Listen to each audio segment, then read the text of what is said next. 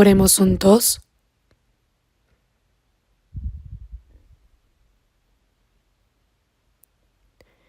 Santo y misericordioso Dios, nuestro Padre que nos amas, te damos gracias por tu gran gracia, por haber tenido compasión de nosotros que vivíamos en pecado lejos de ti.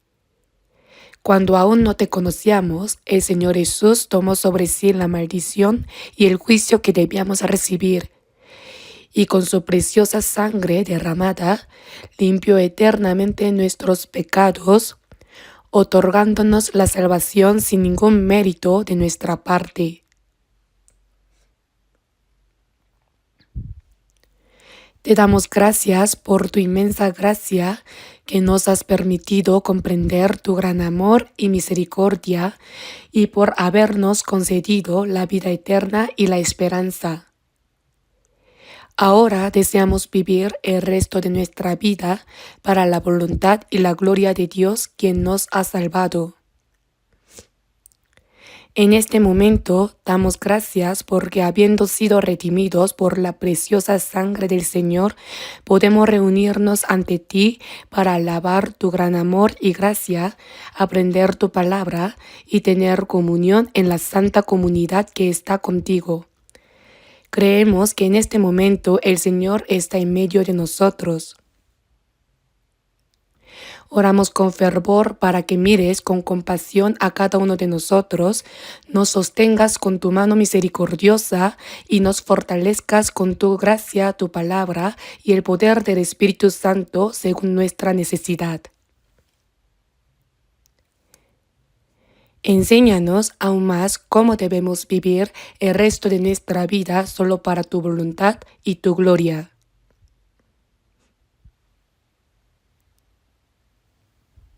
Acompaña con tu palabra y el poder del Espíritu Santo a nuestras iglesias en todo el país, a las muchas iglesias en el mundo y a todos los hermanos y hermanas que guardan la fe y proclaman el Evangelio aún en medio de dificultades, para que puedan anunciar tu Evangelio en toda prueba y adversidad, para que muchas almas sean salvas y se cumpla tu gran obra. Por favor, sostén a las personas que están en medio de la enfermedad, a aquellas que tienen una fe débil y a las que están atrapadas en pruebas con tu gracia y palabra, y ayúdalos para que ninguno de ellos tropiece. Señor, que nos das la palabra que necesitamos en el momento adecuado y nos enseñas el camino a seguir, en este momento también ayúdanos a comprender y darnos cuenta de la palabra que deseas revelarnos y de tu santa voluntad. Oramos en el nombre de nuestro Señor Jesucristo. Amén. Busquemos en la Biblia el Evangelio de Mateo, capítulo 6. Leeremos lentamente juntos del versículo 9 al 13 de Mateo capítulo 6. Vamos a leer Mateo capítulo 6, del versículo 9 al 13. Vosotros pues oraréis así: Padre nuestro que estás en los cielos, santificado sea tu nombre. Venga tu reino, hágase tu voluntad como en el cielo, así también en la tierra. El pan nuestro de cada día, dánoslo hoy, y perdónanos nuestras deudas como también nosotros perdonamos a nuestros deudores. Y no nos metas en tentación, mas líbranos del mal, porque tuyo es el reino y el poder y la gloria por todos los siglos. Amén.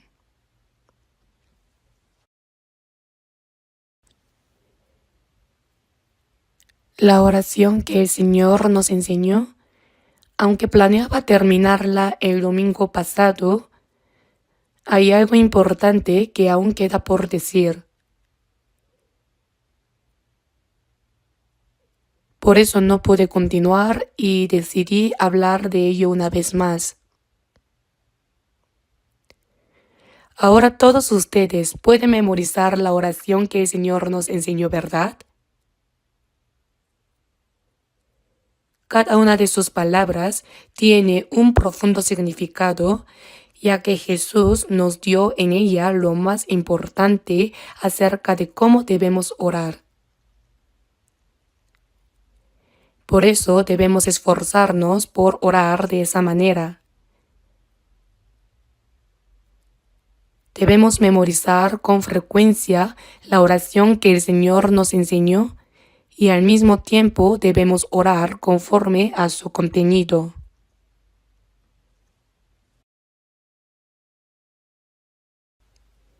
El mensaje que quiero compartir hoy se enfoca en Mateo capítulo 6, versículo 13, y no nos metas en tentación, mas líbranos del mal. Vamos a reflexionar sobre esta palabra. Aunque parece una declaración sencilla, contiene mucho significado.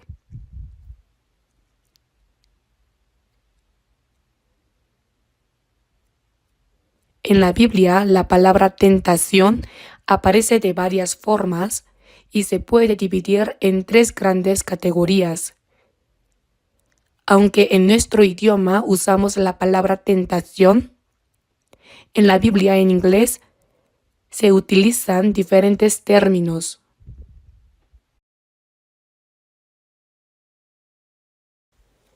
El primer mensaje que quiero compartir hoy es sobre las tentaciones que el diablo nos pone. Esto lo llamamos temptation, que se refiere a tentar y engañar. Luego hay otra clase de prueba que Dios da a sus hijos para entrenarlos y refinarlos. Y esto se llama trial. Y finalmente, hay pruebas en las que Dios examina la fe de una persona, lo que se conoce como test en inglés. Todos conocemos bien la palabra test, ¿verdad? Así que se dividen en 3 grandes categorías y hoy vamos a estudiar un poco sobre esto. Y no nos metas en tentación, mas líbranos del mal. El que tienta es el maligno, el diablo.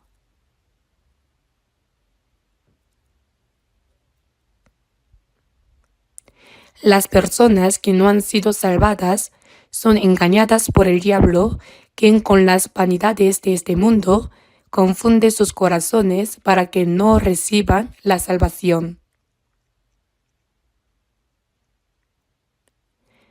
En cuanto a las personas que ya han sido salvadas, el diablo no se rinde, sino que las tienta de diversas maneras para que no puedan llevar su vida cristiana y para hacerlas inútiles delante de Dios.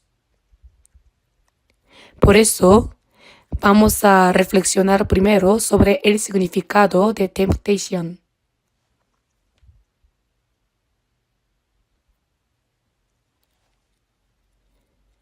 La tentación es una prueba de personalidad en la que el maligno, el diablo, engaña. Por eso, con nuestra propia fuerza, no podemos vencer las tentaciones del diablo. Originalmente, el ángel caído es quien se conoce como el diablo. Dios, quien creó al ser humano, primero creó a los ángeles, y como se menciona en los libros de Daniel y Apocalipsis, el número de ángeles es millares de millares le servían y billones de millones asistían delante de él. Son muchos. Entre ellos, los ángeles especiales eran Gabriel, Miguel y Lucifer, y a cada uno se le había asignado 1/3 de todos los ángeles. Sin embargo, el ángel llamado Lucifer, al querer ser como Dios, se llenó de orgullo y fue expulsado de la presencia de Dios junto con el tercio de los ángeles que le pertenecían. Por eso, como está escrito en Mateo capítulo 25, versículo 41, Apartaos de mí, malditos, al fuego eterno preparado para el diablo y sus ángeles. El infierno no fue originalmente creado para los seres humanos, sino para el diablo, el ángel caído. Aunque sería lo ideal que el diablo fuera inmediatamente arrojado al infierno, Dios no lo ha hecho así. En su lugar lo ha dejado libre por un tiempo. ¿Por qué? Porque incluso el diablo es utilizado por Dios. En Proverbios está escrito: todas las cosas ha hecho Jehová para sí mismo, y aun al impío para el día malo. El diablo también es usado por Dios en este momento. Aún no ha sido arrojado al infierno, sino que sigue obrando en este mundo. Por eso el diablo es llamado el tentador. El ángel es el ser con más poder después de Dios, por lo que no podemos vencerlo con nuestras propias fuerzas. Por eso debemos pedir anhelosamente la ayuda de Dios. Por esta razón, en Mateo capítulo 26, versículo 39, antes de ser arrestado, Jesús oró y su sudor se convirtió en gotas de sangre. Dijo: Padre mío, si es posible, pase de mí esta copa, pero no sea como yo quiero, sino como tú. Esa oración en la que Jesús decidió morir en la cruz revela que Jesús también tenía una carne débil como la nuestra. Su carne no quería el dolor ni el oprobio de la cruz. Sin embargo, el propósito por el cual Jesús vino al mundo fue para que Dios se hiciera hombre, llevando en su cuerpo nuestras debilidades, tomando sobre sí mismo el pecado de la humanidad y recibiendo la maldición y el juicio que los pecadores merecían.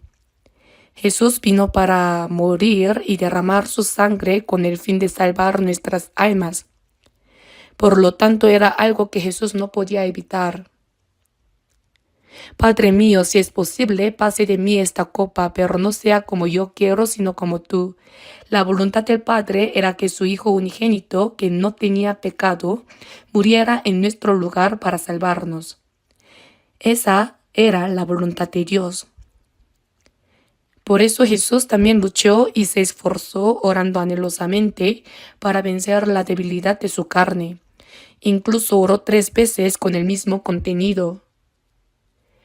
Pero en ese momento los discípulos estaban dormidos en un lugar un poco alejado.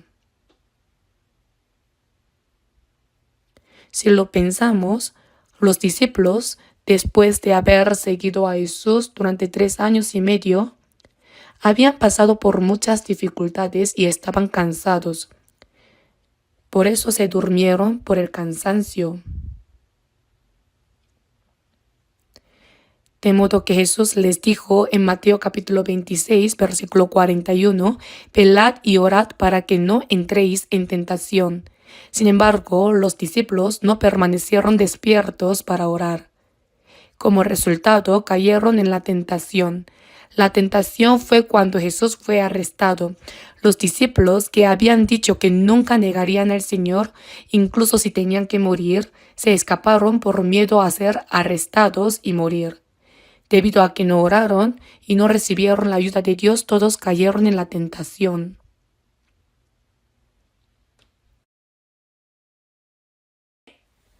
En 2 de Pedro, capítulo 2, versículo 9 está escrito: «Sabe el Señor librar de tentación a los piadosos». Es decir, los piadosos son librados de tentación. Los piadosos son los cristianos salvos.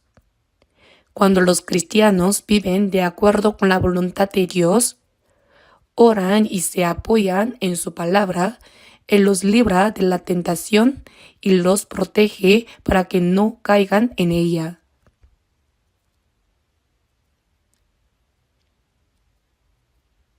Recibimos el poder de vencer las tentaciones a través de la oración.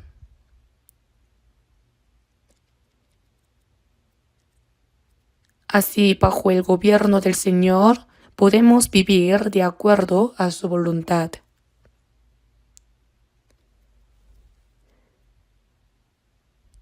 En Santiago capítulo 1, versículo 14 dice: sino que cada uno es tentado cuando de su propia concupiscencia es atraído y seducido. El ser humano tiene una naturaleza caída, una vieja naturaleza que no ha sido transformada, que aún permanece tanto antes de la salvación como después de la salvación. A través de esta naturaleza el diablo nos tienta. Uno de los 12 discípulos de Jesús, Judas Iscariote, amaba el dinero. Con su codicia por el dinero entregó a Jesús.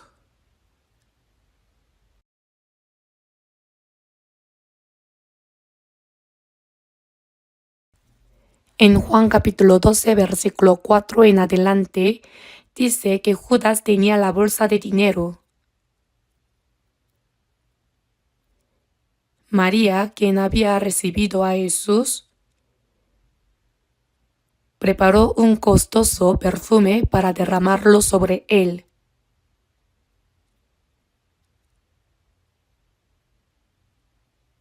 Ese perfume valía 300 denarios, que era el dinero que un hombre adulto podía ganar trabajando durante un año. Era una gran suma de dinero. Sin embargo, ella utilizó ese dinero.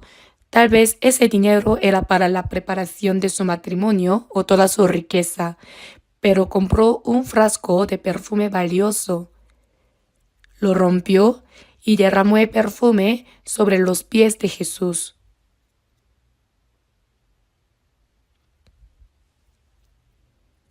En ese momento, los discípulos dijeron: ¿por qué no fue este perfume vendido por 300 denarios y dado a los pobres?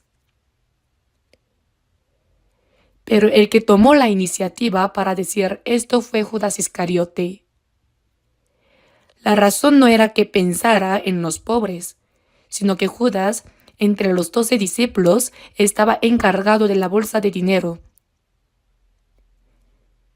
Ese dinero se usaba para las necesidades de los pobres y para otros asuntos de Jesús. Sin embargo, la Biblia dice, porque era ladrón, y teniendo la bolsa sustraía de lo que se echaba en ella.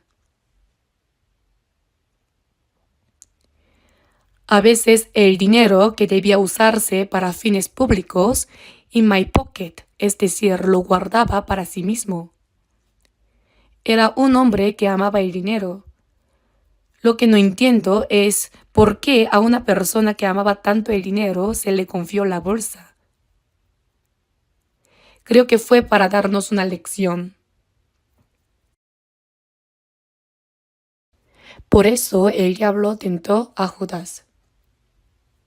Judas, quien tenía una codicia por el dinero, finalmente vendió a Jesús por 30 piezas de plata. Judas pensaba que si Jesús se convertía en rey, él podría tener un puesto importante, y como estaba a cargo de la bolsa de dinero, probablemente pensó: el cargo de ministro de finanzas es mío. Si llegó a ser ministro de finanzas, podría acumular riqueza de manera ilícita. Sin embargo, cuando Jesús fue arrestado y condenado a muerte, todas sus esperanzas se desvanecieron. Además, temía que debido a ser discípulo de Jesús, también lo arrestaran a él. Por eso decidió traicionar a Jesús y venderlo. Lo que sucedió es que Jesús estaba orando con sus discípulos en un lugar apartado durante la noche donde nadie lo sabía. Fue allí donde Judas se acercó a los líderes religiosos y les dijo: ¿qué me queréis dar? Y yo os lo entregaré. Y así recibió 30 piezas de plata por adelantado. En Juan capítulo 13, versículo 2 está escrito: y el diablo ya había puesto en el corazón de Judas Iscariote, hijo de Simón, que le entregase. El diablo pone deseos de codicia en los corazones de las personas que tienen esas debilidades. Judas pensaba que si entregaba a Jesús, no solo evitaría ser arrestado, sino que también ganaría dinero. Tal vez pensaba que después de 3 años y medio de seguir a Jesús, al menos podría recuperar lo invertido. Pero en Juan capítulo 13, versículo 27 dice, entonces Satanás entró en él. El diablo entró en el corazón de Judas y lo llevó a actuar. El deseo de codicia en Judas lo impulsó a traicionar a Jesús, y en ese acto de traición él cayó y terminó en el infierno. ¿Creen que Jesús realmente fue vendido por Judas? Judas vendió su alma, ¿verdad? Por eso Jesús dijo, a la verdad el Hijo del Hombre va, según está escrito de él. Es decir, Jesús murió, resucitó y ascendió para ir a donde está Dios, tal como está escrito. Mas hay de aquel hombre por quien el Hijo del Hombre es entregado. Bueno le fuera a ese hombre no haber nacido. Si no hubiera nacido, no habría ido al infierno. Judas, por su codicia, traicionó a su Maestro Jesús y cayó al infierno.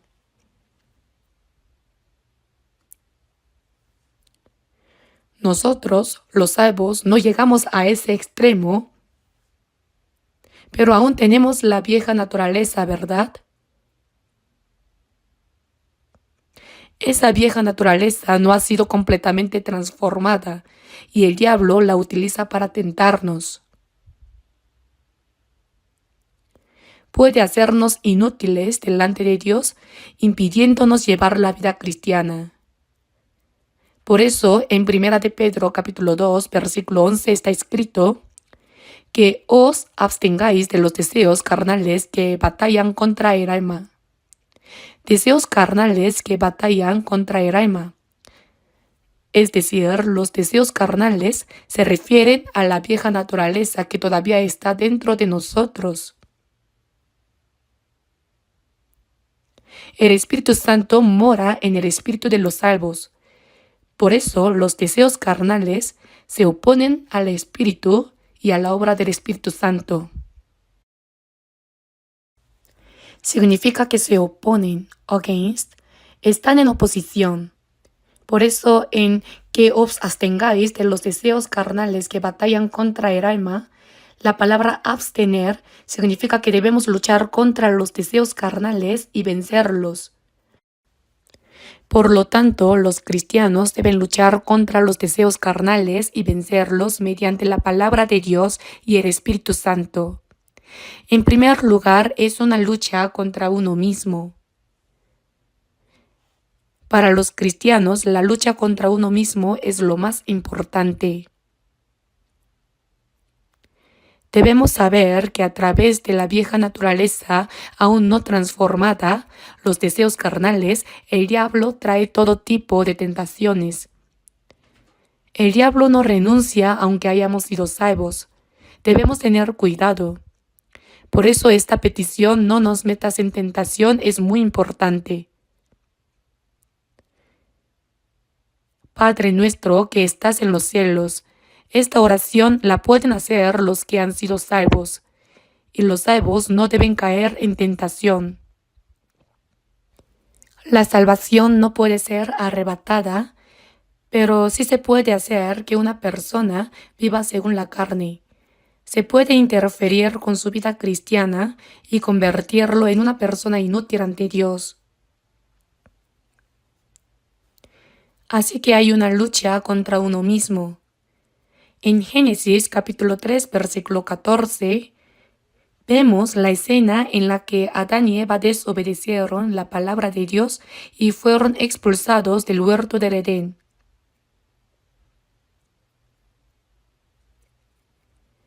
Dios le preguntó a Adán, ¿has comido del árbol de que yo te mandé no comieses?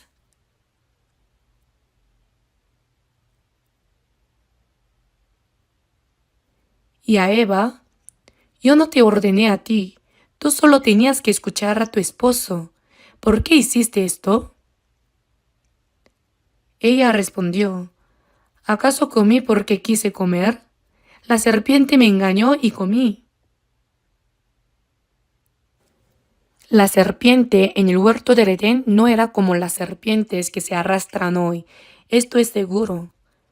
En Génesis capítulo 3 dice que la serpiente era astuta más que todos los animales del campo que Jehová Dios había hecho. Probablemente era una serpiente que caminaba con patas.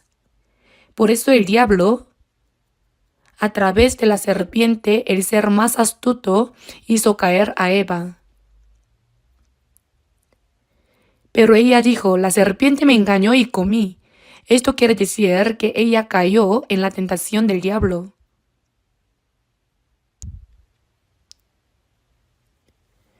Entonces Dios dijo, pondré enemistad entre ti y la mujer, y entre tu simiente y la simiente suya. Y a la serpiente le dijo, maldita serás y sobre tu pecho andarás.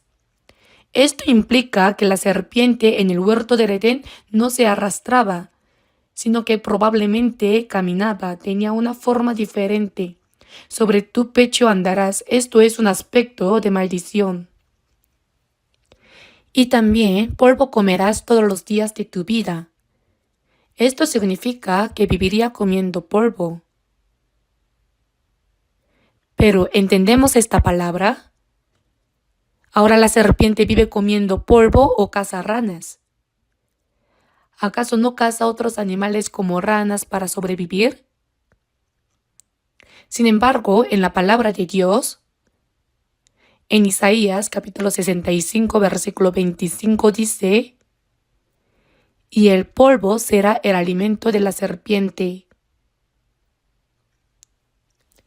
Pero si vemos Génesis capítulo 3, versículo 19, está escrito, y el hombre dijo, por cuanto obedeciste a la voz de tu mujer, y comiste del árbol de que te mandé, diciendo, no comerás de él, maldita será la tierra por tu causa. Espinos y cardos te producirá. Con el sudor de tu rostro comerás el pan hasta que vuelvas a la tierra. Debido a que el hombre fue creado del polvo de la tierra, el hecho de que el hombre vuelva al polvo significa la muerte. Ahora bien, la serpiente no vive comiendo polvo. Eso no se entiende bien. ¿Qué significa esto? La serpiente arrastrándose es un aspecto de maldición, pero también muestra que los animales pueden ser utilizados por el diablo. Esto señala la obra de Satanás. Pues polvo eres y al polvo volverás. Se refiere a la carne. Vivir comiendo polvo es una expresión dirigida al diablo. Ahora el diablo obra en la carne de los humanos caídos, porque la carne fue hecha de polvo. El diablo obra dentro de la carne humana.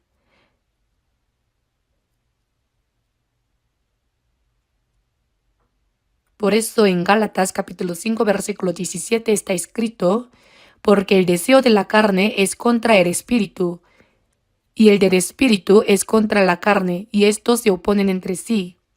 Así es, están en oposición. El Espíritu Santo dentro de nosotros lucha contra la vieja naturaleza que no ha sido transformada. Y la carne también se rebela contra el Espíritu. Los deseos de la carne van contra el Espíritu. Se refiere a esta vieja naturaleza no transformada que se opone a la obra del Espíritu Santo. Nosotros tenemos el deseo de aprender y entender la palabra, de agradecer por la gracia de Dios y de obedecer la palabra con un corazón de amar al Señor. Esto es algo que todo salvo desea, pero hay algo que nos impide hacer esto. ¿Por qué una persona salva, sabiendo que la palabra de Dios es verdadera y que debe vivir conforme a la voluntad de Dios, no puede obedecer? ¿Por qué vive conforme a la carne caída? El diablo obra de esa manera. Los deseos de la carne son la naturaleza no transformada. Se menciona que se opone al Espíritu Santo, Oponerse significa resistir. Por eso, estos se oponen entre sí para que no hagáis lo que quisierais. No sabemos cuánto nuestra vieja naturaleza no transformada interfiere en nuestra vida cristiana. Impide que aprendamos la palabra de Dios e impide que obedezcamos.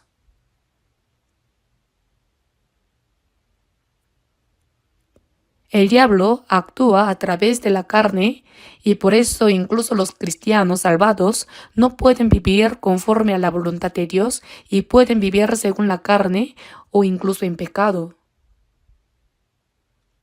Por eso se nos dice que os abstengáis de los deseos carnales que batallan contra el alma. El diablo obra según los deseos de nuestra carne caída y utiliza los deseos no transformados de la carne de los cristianos salvos para tentarlos y hacerlos caer.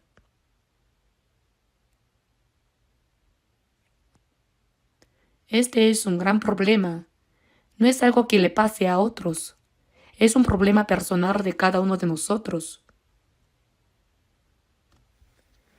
Jesús vivió 30 años como hombre, siendo conocido como el hijo del carpintero José.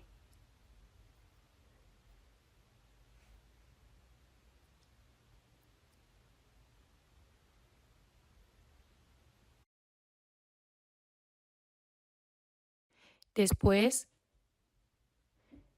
tras recibir el bautismo de Juan el Bautista en el río Jordán, comenzó su vida pública.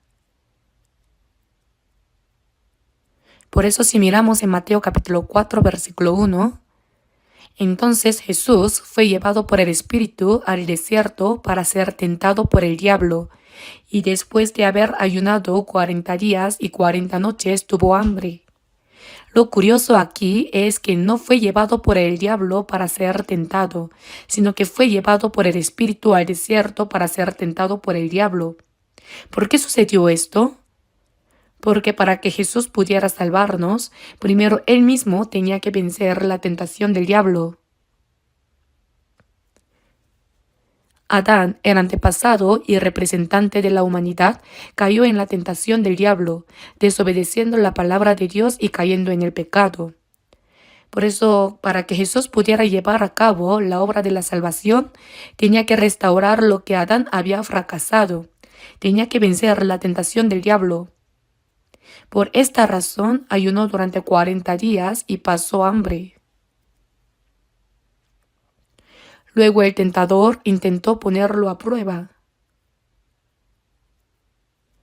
Conocen bien el contenido de Mateo capítulo 4, ¿verdad? Si eres hijo de Dios, pero Jesús ya había recibido todas las evidencias de que Él era hijo de Dios y sabía perfectamente que lo era. Sin embargo, el diablo le dijo, si eres hijo de Dios, di que estas piedras se conviertan en pan.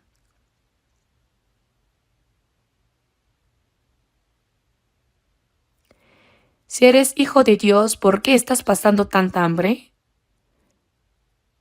Tú tienes el poder de convertir las piedras en pan porque eres hijo de Dios.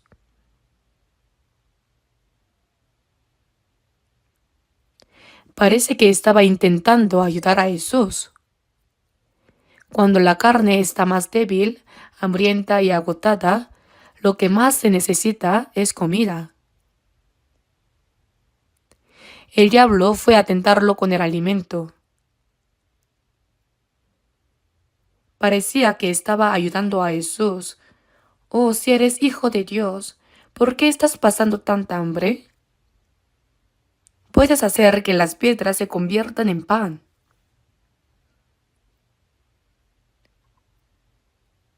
Suena como un buen consejo, ¿verdad? Pero en realidad era una tentación del diablo. Si Jesús hubiera dicho, es cierto, soy hijo de Dios, puedo convertir las piedras en pan, se me había olvidado eso, y hubiera hecho lo que el diablo le sugería, habría caído en la tentación del diablo.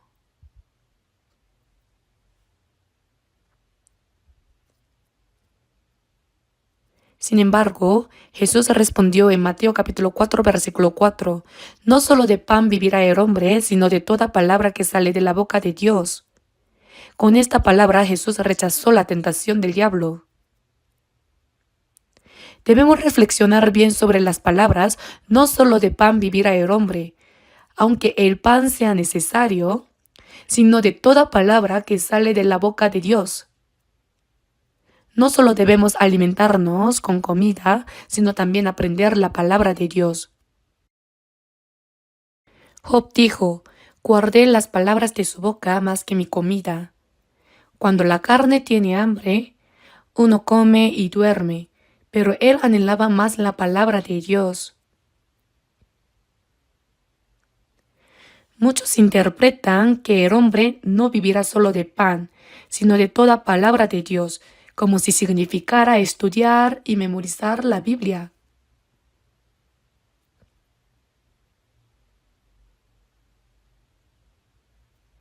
Esto no está completamente equivocado, pero no es al 100% correcto. ¿Por qué? Porque Jesús es el Verbo hecho carne. ¿Acaso Jesús, como nosotros, necesitaba aprender la palabra de Dios en el mundo o memorizarla? Él, que es el Verbo de Dios, vino en carne.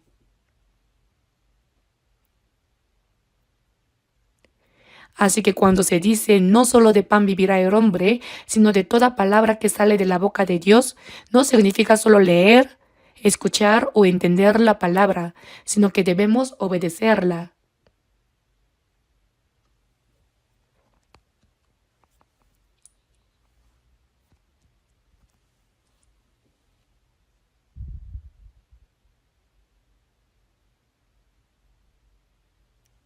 En Juan capítulo 4, Jesús, al ir de Judea a Galilea, pasó por el desierto de Samaria.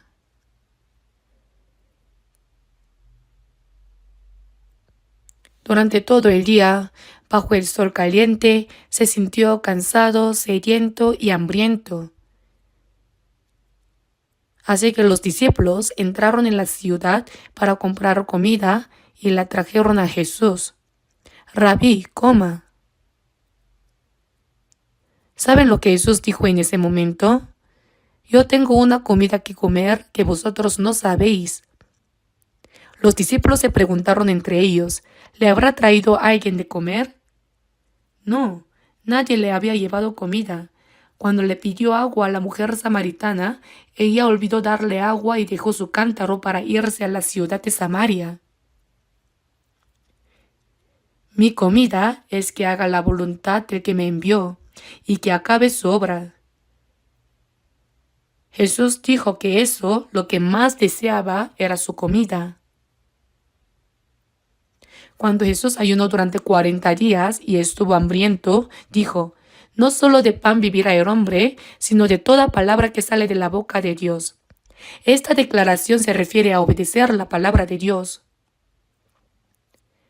A pesar de las dificultades y sufrimientos de la carne, lo más importante es obedecer la palabra de Dios, incluso más que satisfacer las necesidades físicas. Luego en Juan capítulo 4 Jesús dijo, mi comida es que haga la voluntad del que me envió, y agregó, y que acabe su obra. ¿Qué significa hacer su obra? Jesús vino para salvar a los pecadores. En ese momento, al escuchar las palabras de la mujer samaritana, los habitantes de Samaria estaban acercándose a Jesús. El llevarles el Evangelio y salvar sus almas era la comida que Jesús deseaba en ese mismo momento. Aunque tenía hambre y sed, lo más importante era salvar esas almas.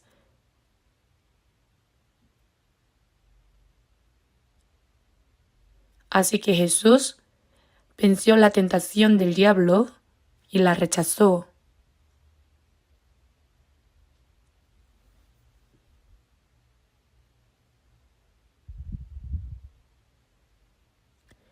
Y luego, ¿qué hizo el diablo?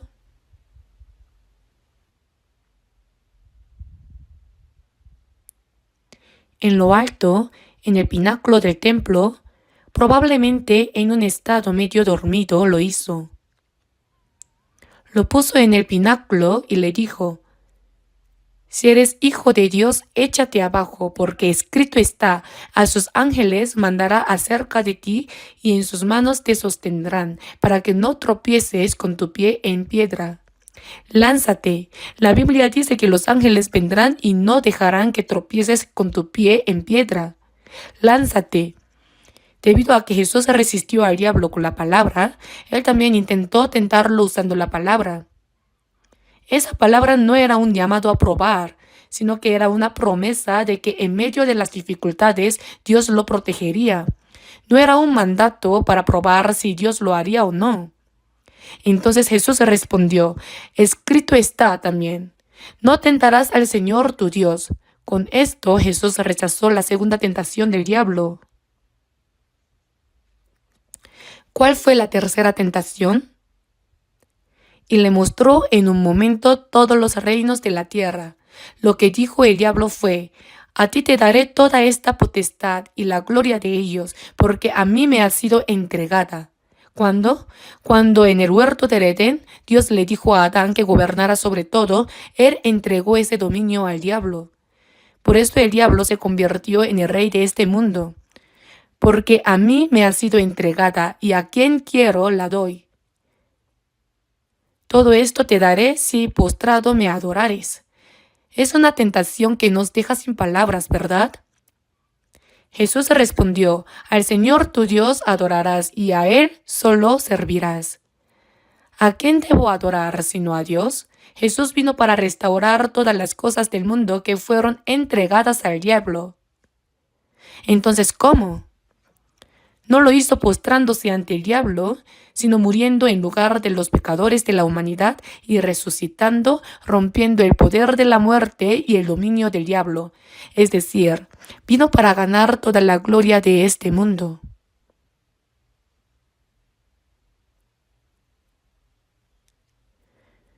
Por eso, y a Él solo servirás.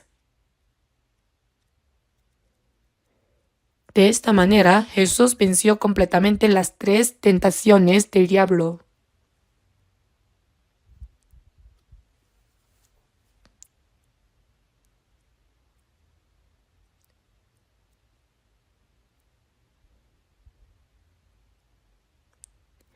Adán, en el huerto del Edén, no tenía ninguna dificultad.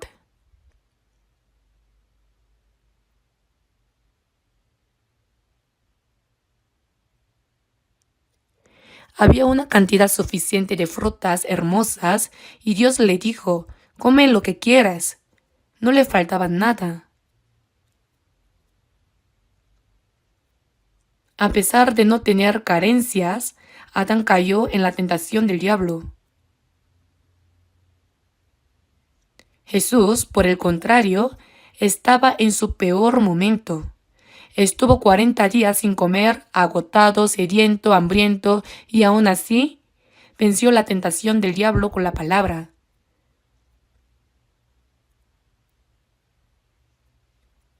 El diablo que tentó a Jesús también nos tienta a nosotros, ¿lo sabían? Si Jesús hubiera caído en la tentación del diablo, no habría podido ser el Cristo, no habría podido ser nuestro Salvador. Para salvarnos, Jesús vino con un cuerpo humano como el nuestro, débil, y en su peor momento venció la tentación del diablo. Pero debemos considerar que la primera tentación del diablo tiene que ver con problemas económicos. Incluso las personas salvas enfrentan dificultades, sufrimientos y a veces pobreza, ¿verdad? Y es entonces cuando el diablo viene y dice: tú eres salvo, eres hijo de Dios. ¿Por qué estás pasando por dificultades? ¿Por qué eres tan pobre? No importa qué medios utilices, también puedes encontrar una manera de vivir, ¿verdad? Las personas en este mundo viven según sus propios esfuerzos, sus propios métodos. Pero nosotros, como cristianos, sabemos que el Dios que ha salvado nuestras almas también cuida de nuestros cuerpos, ¿verdad? Entonces, ¿cómo ven los cristianos? No significa que los cristianos no trabajen, todos trabajan para vivir, pero la manera de vivir es diferente.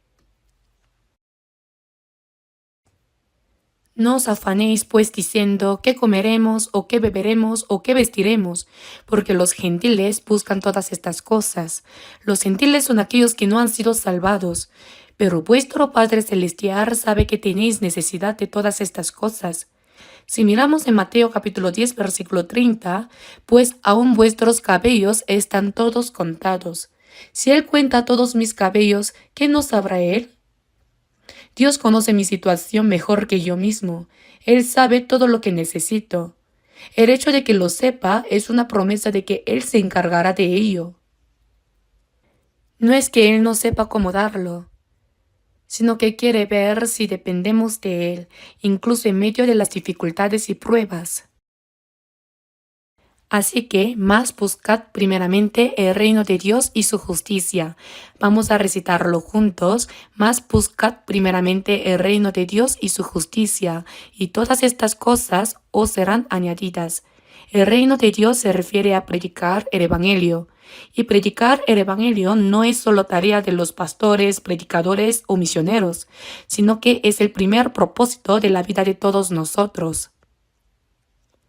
Es la misión más grande que el Señor nos ha dado en la tierra. Por lo tanto, ya sea que cultivemos, hagamos negocios, trabajemos en una oficina o dirijamos una empresa, ¿cuál es el propósito? Es predicar el Evangelio. No es cómo vivir bien o tener una buena vida, sino cómo llevar a muchas almas a los pies del Señor para que se salven. Eso es buscar el reino de Dios.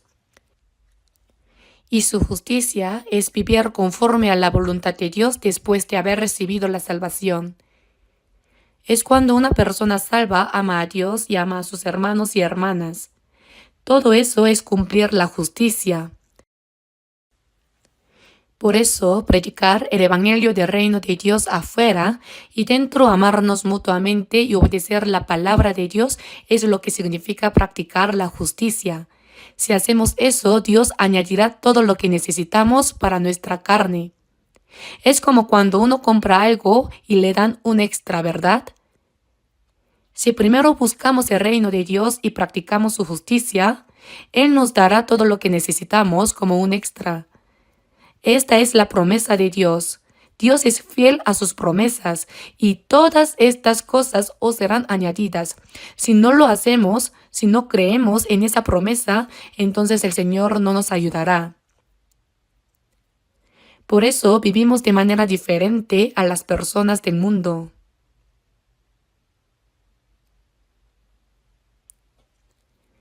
Las personas del mundo usan cualquier medio y hacen lo que sea para ganar dinero. Incluso si no tienen habilidades para ganar dinero, intentan vivir de cualquier manera, incluso haciendo trampas. Pero los cristianos no somos así, porque ahora somos hijos de Dios. ¿Qué no sabría el Dios que cuenta hasta los cabellos de nuestra cabeza? Él nos guarda y nos guía hasta que entremos en su reino. Mas buscad primeramente el reino de Dios y su justicia. Y en la Biblia hay muchas palabras, promesas que dicen, si haces esto, entonces.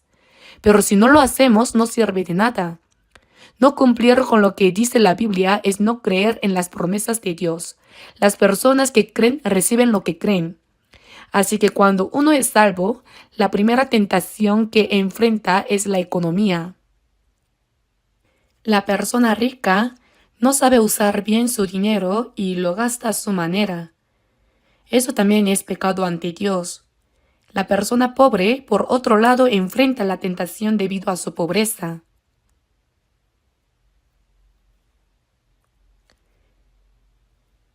Y en 1 de Juan, capítulo 2, del versículo 15 al 17 dice: No améis al mundo ni las cosas que están en el mundo. Esto es un mensaje para los salvos. Este mundo, es decir, el rey de este mundo es el diablo.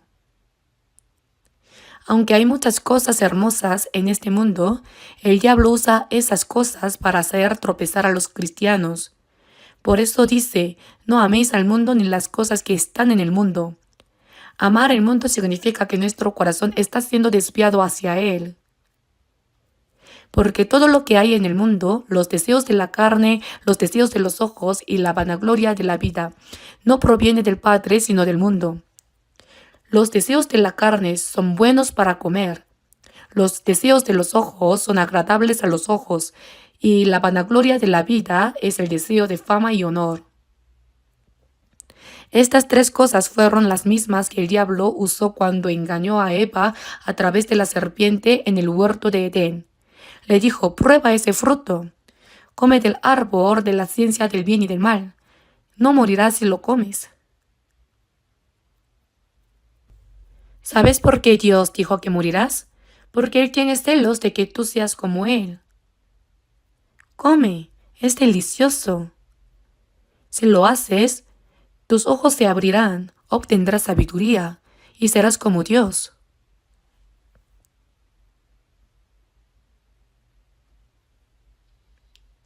Y vio la mujer que el árbol era bueno para comer y que era agradable a los ojos y árbol codiciable para alcanzar la sabiduría. Al escuchar las palabras del diablo, Eva vio que efectivamente el fruto parecía bueno para comer, agradable a los ojos y pensó que al comerlo ganaría sabiduría y sería como Dios. El alma humana fue creada a imagen de Dios, por eso nunca se puede estar completamente satisfecho antes de llegar a ser como Él. Incluso si uno gana dinero, no hay satisfacción. Incluso si uno adquiere todo el conocimiento y la fama del mundo, no hay satisfacción. ¿Por qué? Porque fuimos creados a imagen de Dios para ser como Él. Sin embargo, llegar a ser como Dios se logra obedeciendo su palabra, y obedecer implica humildad. Humillaos delante del Señor y Él os exaltará. Si buscamos exaltarnos por nuestra cuenta, somos expulsados al infierno como el diablo. Pero los deseos de la carne, los deseos de los ojos y la vanagloria de la vida, lo que es bueno para comer, agradable a los ojos y codiciable, los problemas económicos. ¿Y qué es lo agradable a los ojos? Los deseos de los ojos. Las personas se sienten atraídas por lo hermoso, lo encantador, lo que es llamativo. La vanagloria de la vida. Eso es el orgullo de querer mostrarse a los demás, el orgullo. Con todo esto, el diablo viene a tentarnos. En Marcos capítulo 1, versículo 13, dice que Jesús estuvo en el desierto 40 días y era tentado por Satanás y estaba con las fieras. Adán cayó en la tentación en el huerto de Edén, que era un lugar cómodo. Pero Jesús venció la tentación en medio de un sufrimiento extremo, usando la palabra de Dios.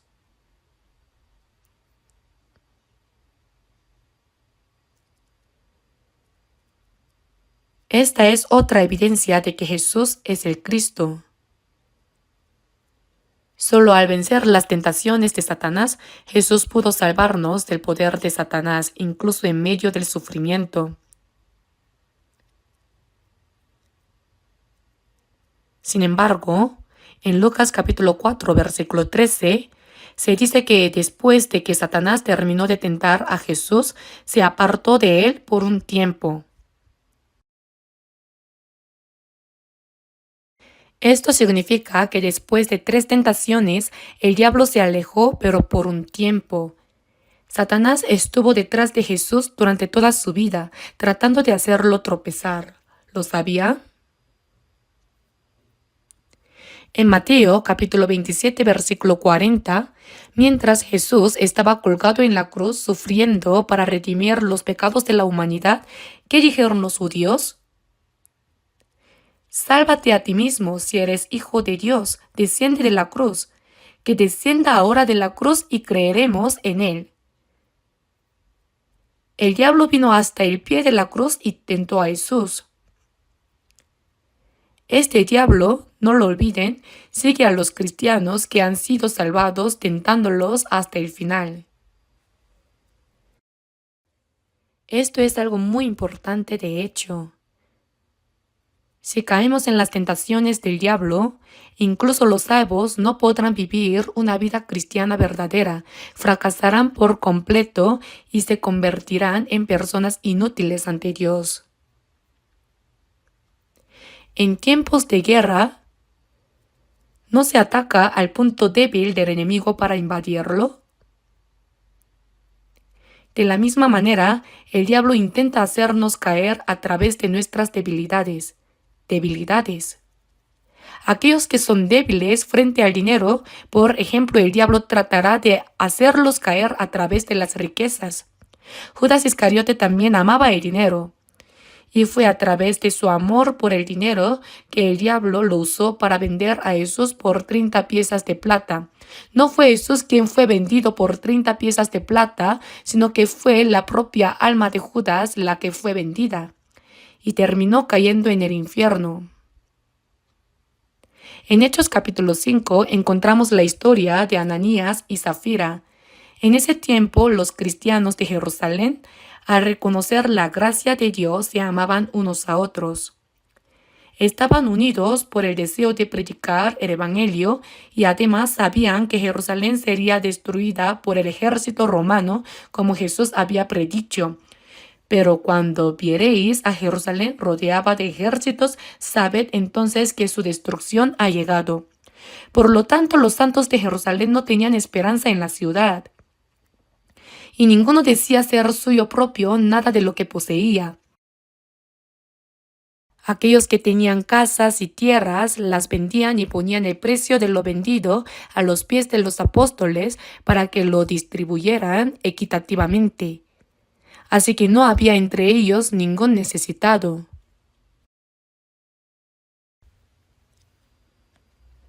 Pero entre ellos había una pareja, Ananías y Zafira.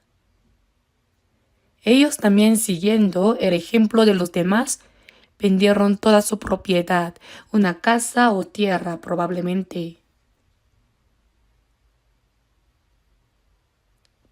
Pero al tener que entregarlo todo les dio pena. Por eso decidieron guardar una parte. Si damos todo, ¿qué vamos a comer? Entonces Ananías fue a ver a Pedro. Le dijo, aquí está todo lo que obtuvimos de la venta. Pedro le respondió, ¿por qué llenó Satanás tu corazón para que mintieses al Espíritu Santo? No has mentido a los hombres sino a Dios.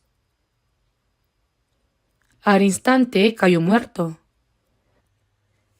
Ananías no era una persona no salva, sino era una persona salva. Si hubiera sido alguien no salvo, no habría muerto de esa manera. Luego Pedro les dijo a los jóvenes que lo enterraran.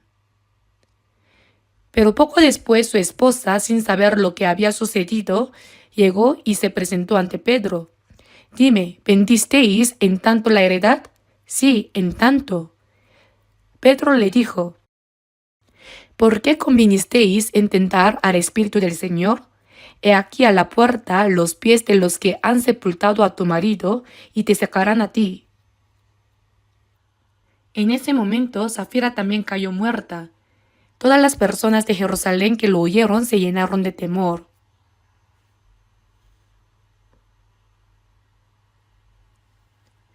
Hoy en día, aunque no ofrezcamos la mitad o aunque no demos nada, no morimos, ¿verdad? ¿Por qué? Porque es diferente a aquel entonces.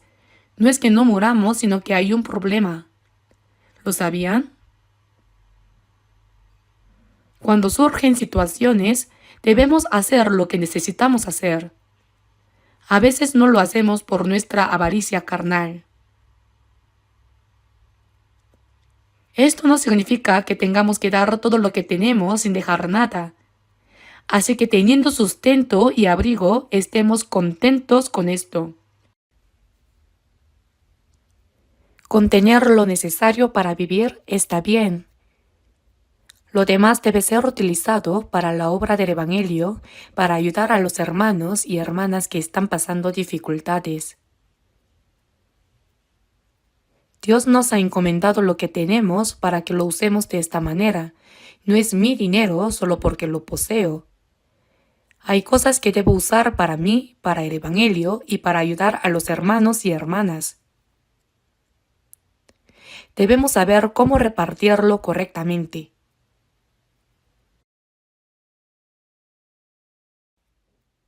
Por eso, las personas que aman el dinero enfrentarán pruebas relacionadas con él.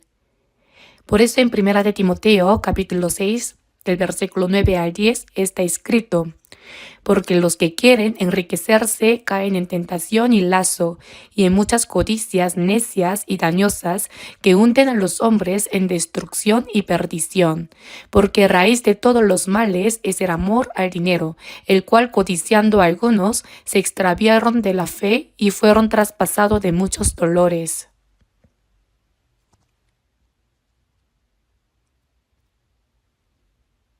Amar el dinero significa tener un apego profundo hacia él. Esas personas dicen: dinero, tú eres mi Señor, mi Dios. Creen que el dinero los protegerá, los hará felices y se encargará de su futuro. Viven confiando en el dinero. Por eso cuando se dice, porque raíz de todos los males es el amor al dinero, significa que todos los males surgen de ahí, es decir, la desobediencia. Por eso estas personas se extraviaron de la fe y fueron traspasados de muchos dolores. Esto significa que una persona que ha sido salva, al apartarse de la fe, se aparta de la palabra. Se aleja de la vida cristiana. La vida cristiana no consiste solo en asistir a la iglesia en la hora exacta, cantar, orar y escuchar la palabra y luego irse. La vida cristiana consiste primero en escuchar la palabra y orar, mientras al mismo tiempo se va guardando una por una las palabras que puedo obedecer. Si no es así, entonces solo estamos siendo hipócritas. Después hay personas que son débiles ante el sexo opuesto, ¿verdad? Las personas débiles ante el sexo opuesto serán tentadas por el diablo para caer en la seducción del sexo opuesto. En el Antiguo Testamento vemos la historia de Sansón. Sansón fue levantado por Dios como juez en esa época. Dios le dio fuerza para pelear y vencer al pueblo filisteo, pero Sansón se enamoró de una mujer extranjera. Lo saben bien, ¿verdad? Sansón y Dalila. También hay una película sobre eso. Se dejó cautivar por una mujer extranjera, una mujer hermosa, y cayó en la tentación. Al final perdió la vista, fue encadenado y tuvo que girar un molino. De esa manera se convirtió en objeto de burla de los filisteos. Así quedó por haberse caído por el sexo opuesto. Así quedó. Y el rey de Israel, David, debía cuidar bien su lugar como rey. Mientras sus soldados y generales estaban en el campo de batalla, él estaba en el palacio descansando y durmiendo durante el día. Cuando se despertó, vio desde lejos a una mujer bañándose. Tomó a la esposa de Urías, cometió un pecado, y para ocultarlo, envió a su esposo Urías al frente de la batalla para que muriera.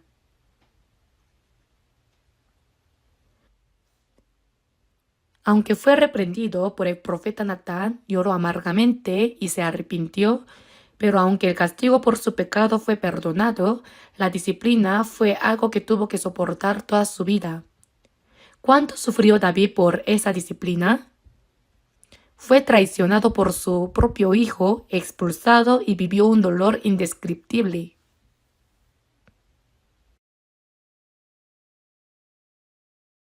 Luego, ¿qué pasó con su hijo Salomón? Dios le dio a Salomón todo lo bueno, no le faltaba nada. Pero Salomón, por su parte, se enamoró de mujeres extranjeras, tomando esposas egipcias y de otros lugares, y se inclinó ante los ídolos que estas mujeres adoraban. A pesar de la reprensión de Dios, no se arrepintió. Como resultado, Dios le quitó 10 de las 12 tribus y las entregó a su siervo Jeroboam.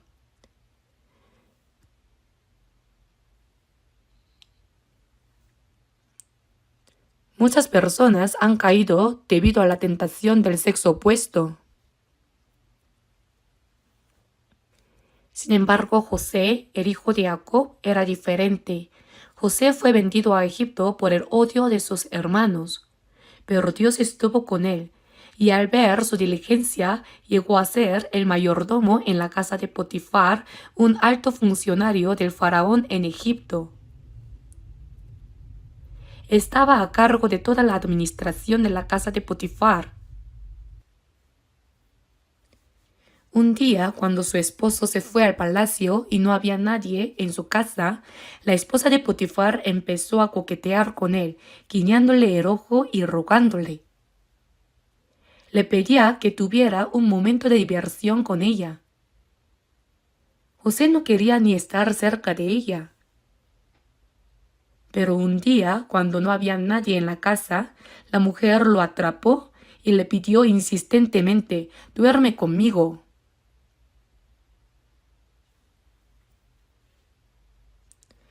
Entonces, cuando ella lo agarró por la ropa, ¿qué hizo él? La ropa que llevaba José no era como la nuestra, sino un manto largo como una capa. Cuando ella lo agarró y tiró de él, José dejó su ropa y huyó. Sin embargo, cuando la mujer vio que su esposo Potifar regresaba, gritó diciendo que el hebreo José había intentado violarla y que había dejado su ropa e huido. Potifar, al pensar un momento, dijo: «José no es así. Algo no cuadra aquí». Pero, ¿qué podía hacer? Como no había evidencia, lo metió en prisión, en la cárcel donde los siervos del rey eran encarcelados por sus crímenes.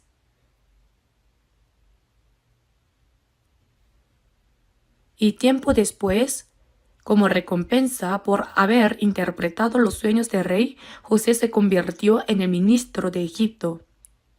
Ustedes ya deben conocer bien esta historia.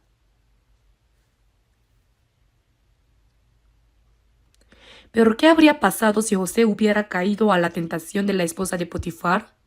Probablemente el nombre de José no estaría en la Biblia. Todo lo que Dios quería hacer a través de José habría terminado allí. La tentación del sexo opuesto es muy fuerte. No solo las personas que no están salvadas, sino incluso los cristianos que han sido salvados caen en la tentación del sexo opuesto. Incluso los predicadores caen en ello. Lo siento, pero entre los predicadores hay varios que han caído en problemas relacionados con el sexo opuesto y han dejado de predicar. No puedo decir más sobre eso. En este caso es un fin total. En nuestra iglesia nunca permitimos eso.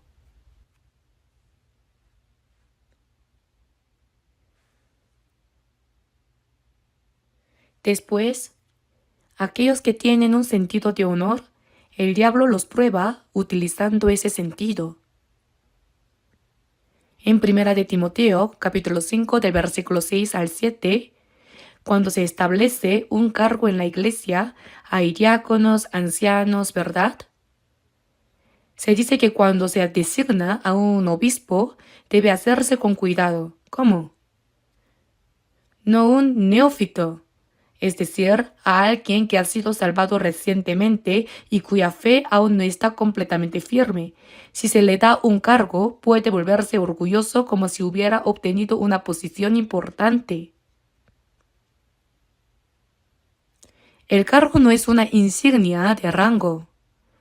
Algunas personas, por ejemplo, si alguien con un nivel similar al suyo es nombrado diácono y él no, se siente resentido y deja de asistir a la iglesia. Hay personas realmente extrañas. ¿Qué tan orgulloso es ese corazón? ¿Acaso un cargo es un rango? No, es servicio. Servicio. Por eso, en nuestra iglesia, llamamos a los hermanos que trabajan mucho en la iglesia presidentes de servidores. Presidentes de servidores. Las madres en la casa deben servir a sus esposos y cuidar a sus hijos. En la iglesia también desempeñan el rol de madre y no saben cuánto se esfuerzan. Los hermanos que sirven en la iglesia, ¿eso qué es? ¿Una insignia de rango? ¿Hay alguna razón para exaltarse? Sin embargo, he oído de personas que al no recibir un cargo se sienten resentidos y dejan de asistir a la iglesia. Es algo realmente extraño. Eso es la vanagloria de la vida. Es orgullo. Por eso está escrito, no un neófito, no sea que envaneciéndose caiga en la condenación del diablo. El diablo fue expulsado por su orgullo. En Isaías capítulo 14, versículo 12, se menciona a Lucifer, Gabriel y Miguel. Lucifer, uno de los 3 ángeles, se llenó de orgullo al querer ser como Dios y fue expulsado. Así que no sea que caiga en la condenación del diablo. Lucifer sopla en el corazón de aquellos que intentan elevarse con orgullo.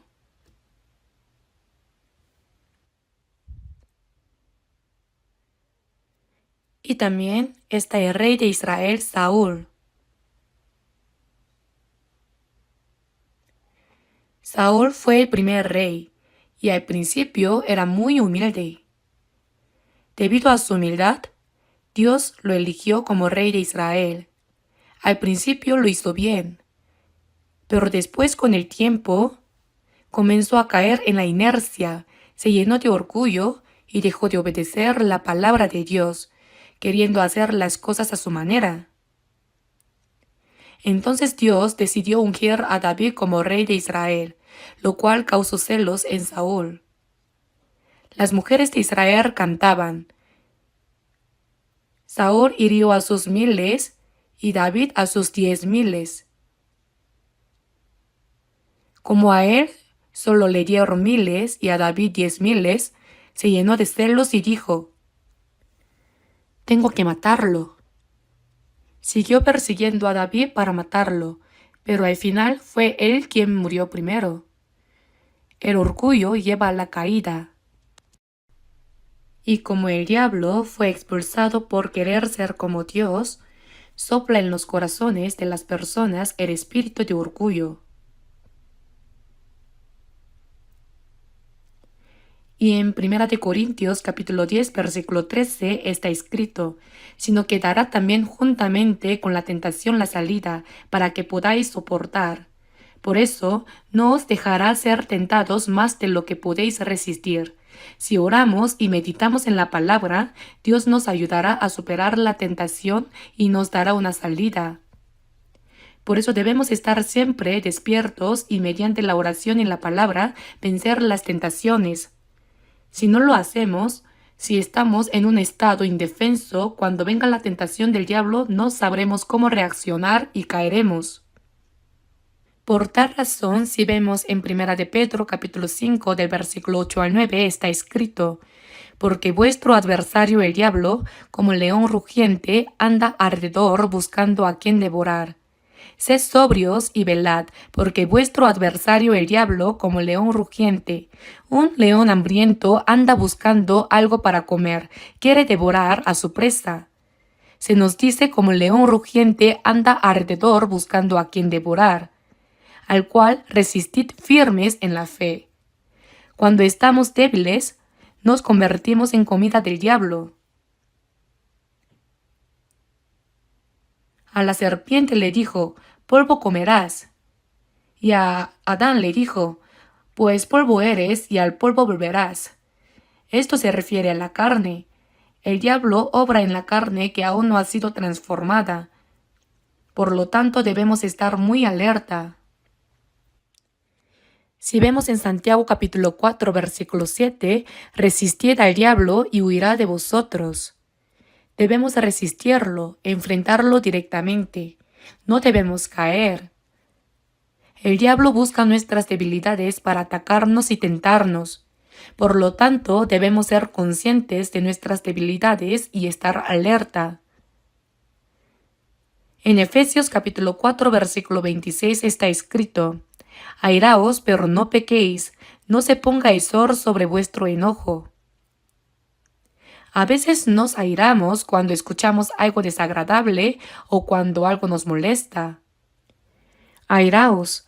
Airarse puede ser algo inevitable, pero la palabra no pequéis significa responder con insultos o violencia. Eso sería pecado. Airaos, pero no pequéis, no se ponga el sol sobre vuestro enojo. Esto significa que debemos resolver nuestra ira rápidamente antes de que termine el día. Algunas personas, cuando sufren alguna injusticia o insulto, lo siguen masticando y reflexionando sobre ello durante días. Se pasan pensando cómo vengarse. Esto es caer en la tentación del diablo. No lo dejes así, debes pelear. El diablo sigue incitándolos.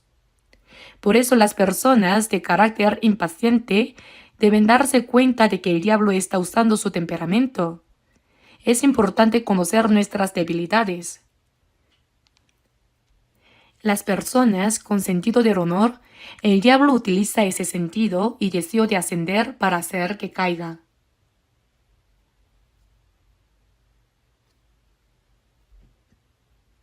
Y ahora, el tipo de prueba que el diablo utiliza se llama temptation, ¿verdad? Que significa tentación. Su propósito es hacernos caer. Pero también hay otro tipo de prueba que Dios permite en nuestras vidas para perfeccionar nuestra fe. Este tipo de prueba se llama trial en inglés, que significa afligir o entrenar, es decir, significa refinar. Ahora vamos a abrir brevemente la epístola de Santiago capítulo 1.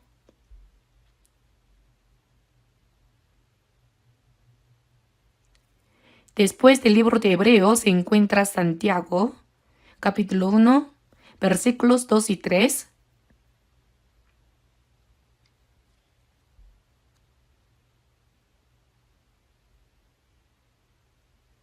Hermanos míos, tened por sumo gozo cuando os halléis en diversas pruebas, sabiendo que la prueba de vuestra fe produce paciencia.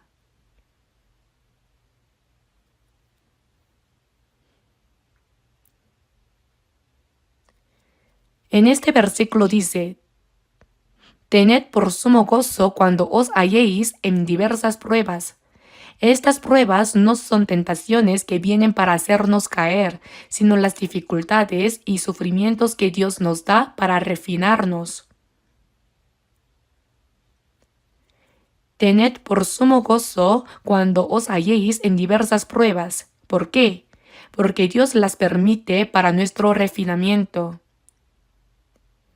Así como los soldados deben someterse bien al entrenamiento, se dice que si se suda mucho en el entrenamiento, se sangrará menos en la guerra.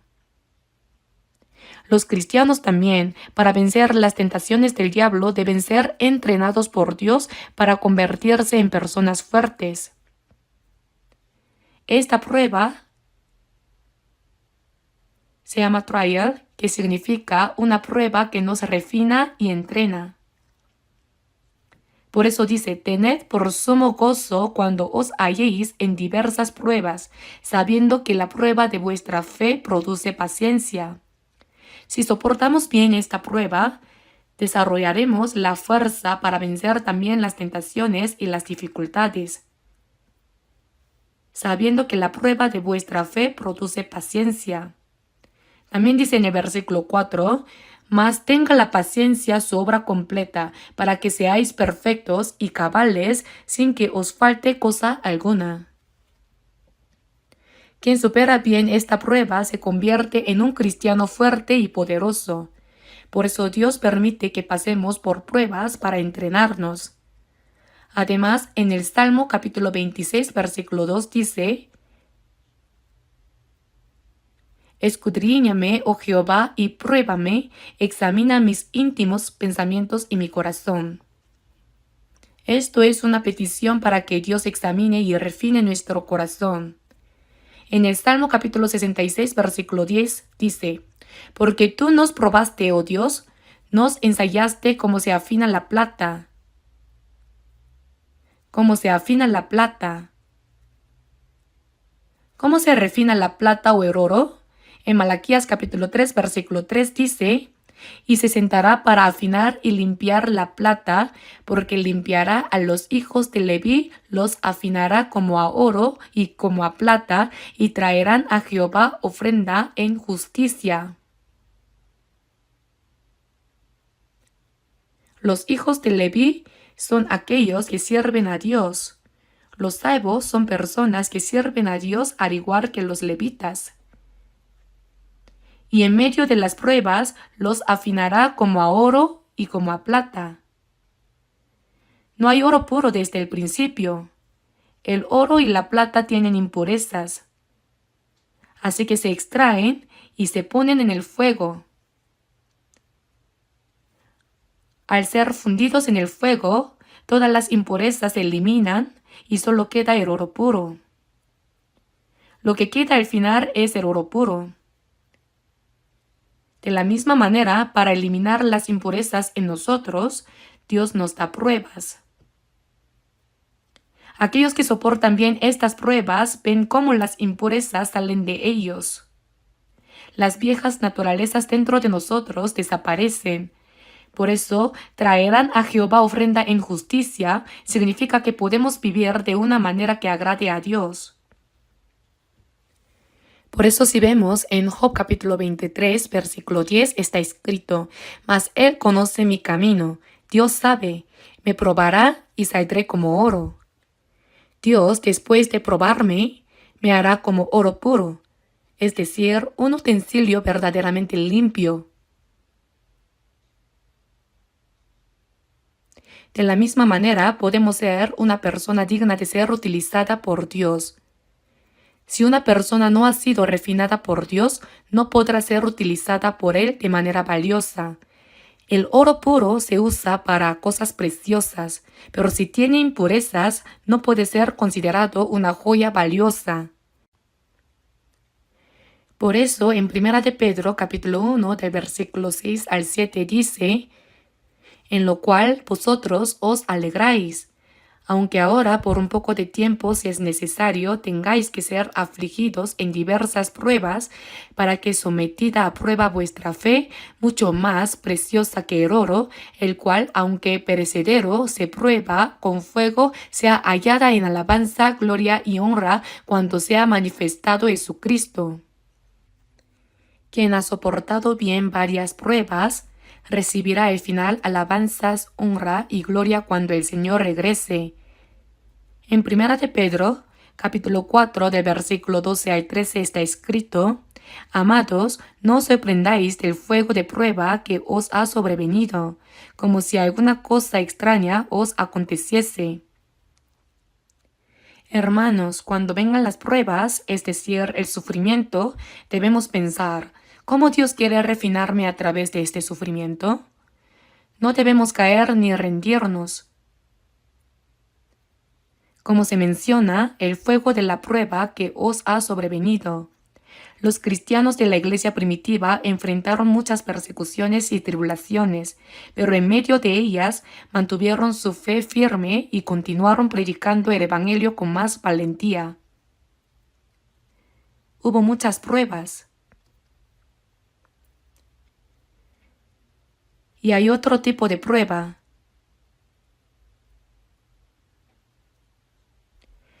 Dios probó al pueblo de Israel para ver si obedecían o no la ley. Esto lo llamamos test.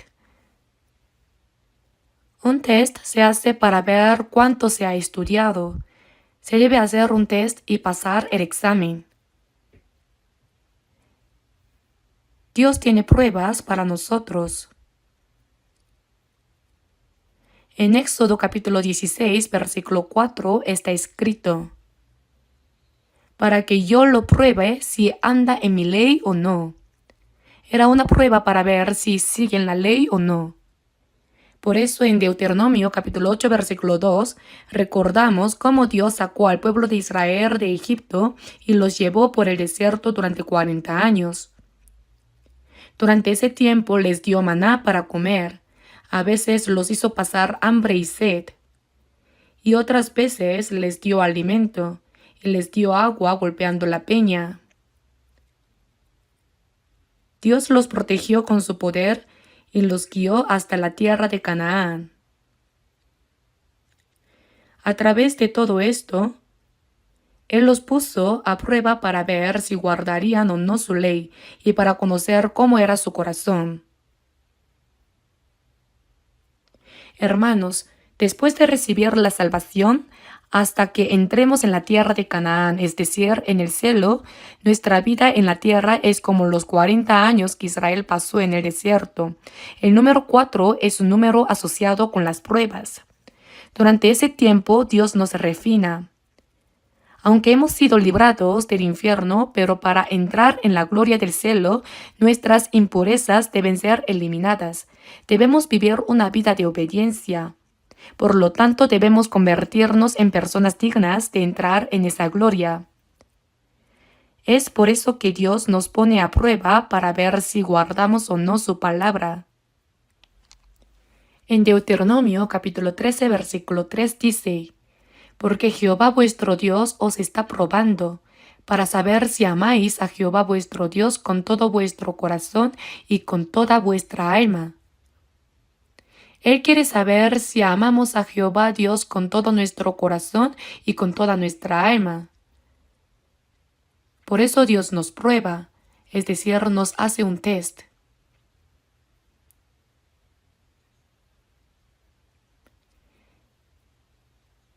En Génesis capítulo 22, versículo 1 dice: como el tiempo se está acabando, terminaré rápidamente.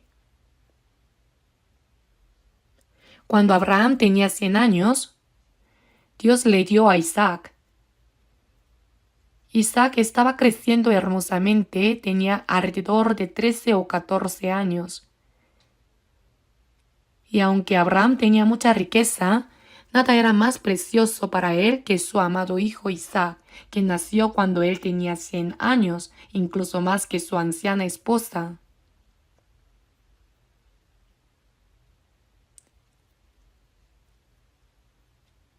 Pero Dios puso a prueba a Abraham. Toma ahora tu hijo, tu único Isaac, a quien amas, y vete a tierra de Moría, y ofrécelo allí en holocausto sobre uno de los montes que yo te diré. ¿Y qué dijo Abraham?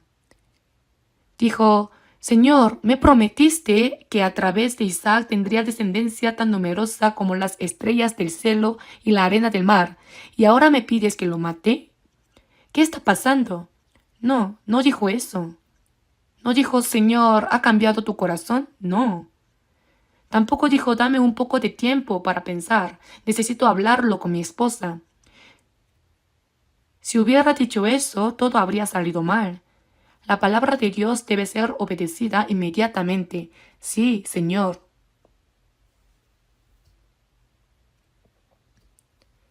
¿Y discutió con su esposa Sara sobre esto? ¿Sí? Si lo hubiera hecho, probablemente ella habría respondido: ¿qué? ¿No será que escuchaste mal? ¿No habrás oído la voz del diablo? ¿Dios ha cambiado de corazón? Eso no puede ser. Si quieres matar a mi hijo, mátame a mí primero. Si hubiera sido así, no habría ocurrido nada. Así que al amanecer simplemente dijo: vamos a la montaña de Moriah. Tomó a 2 siervos y se fue. Pero Moriah estaba a 3 días de camino.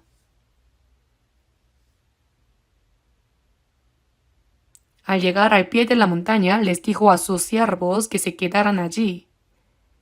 Si los hubiera llevado con él, tal vez podrían haberlo detenido diciendo: Señor, ¿estás loco? Entonces les dijo: esperen aquí hasta que regresemos.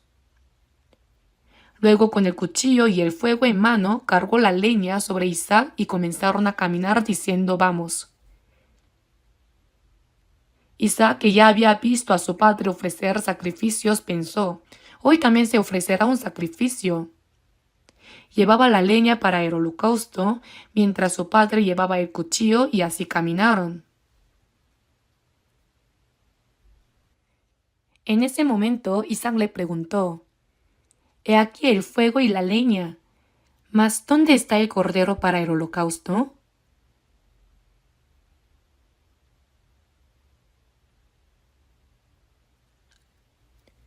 Abraham tenía que responder, tú eres el cordero, pero no podía decir eso.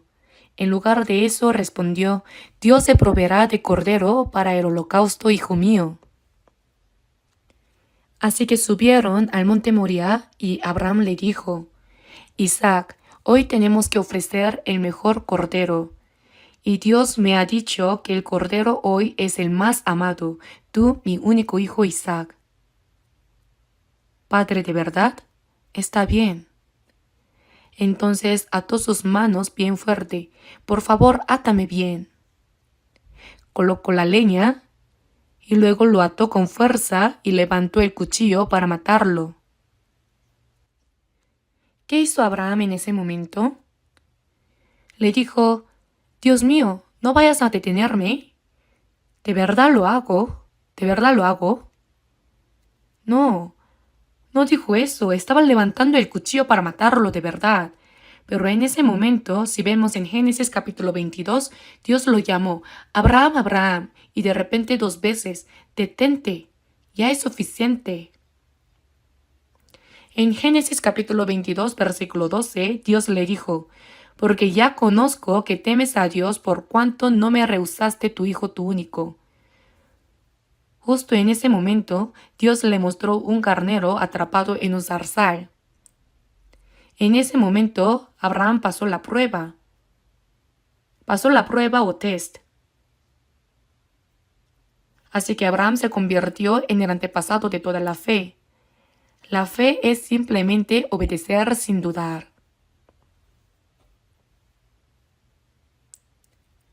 Cuando Dios nos pone a prueba, ¿cómo reaccionamos? Las pruebas son de muchos tipos. La mayor prueba es cuando Dios nos pide dar lo que más amamos. ¿Qué harían en ese momento? Dame a tu hijo. ¿O puedes darme aquello que más te gusta? La respuesta debe ser sí. No podemos decir, déjame pensarlo, dame un poco de tiempo, no.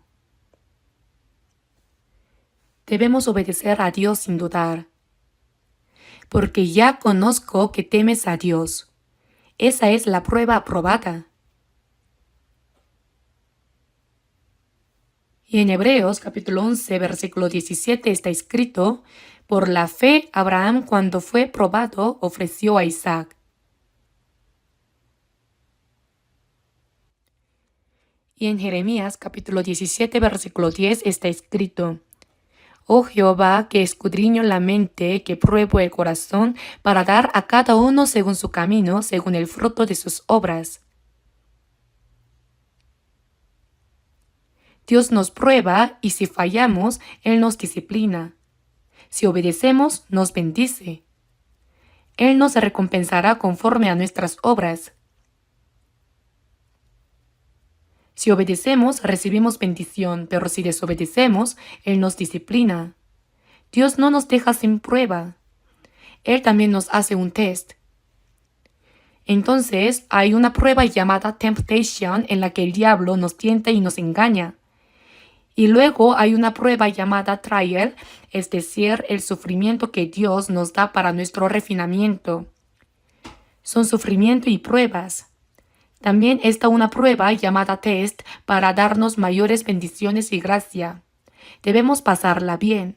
Si lo logramos, Dios no solo hará grandes cosas a través de esa persona, sino que también la bendecirá enormemente porque Él recompensará según nuestras obras. Oremos. Padre Dios lleno de misericordia, nos has salvado con tu preciosa sangre, por lo que tanto nuestro cuerpo como nuestra alma son todos tuyos. Deseamos que el resto de nuestra vida sea para servir al Señor y vivir para la voluntad y la gloria de Dios. Señor, ayúdanos a vencer las muchas pruebas que se nos acercan, líbranos de las tentaciones del maligno, el diablo, y ayúdanos a soportar todas las dificultades que nos entrenen para que nuestra fe se refine y podamos ser personas más fuertes. Señor, que nos pruebas, conoces nuestro corazón y todo lo que somos. Por eso deseamos obedecer completamente tu voluntad y tu palabra. Señor, sujeta a cada persona con el poder de tu palabra y del Espíritu Santo y guíanos para que en el resto de nuestra vida, como hijos de Dios, seamos dignos de recibir alabanza, gloria y honra sin ser reprendidos ante la gloria del Señor que pronto regresará. Oramos en el nombre de nuestro Señor Jesucristo. Amén.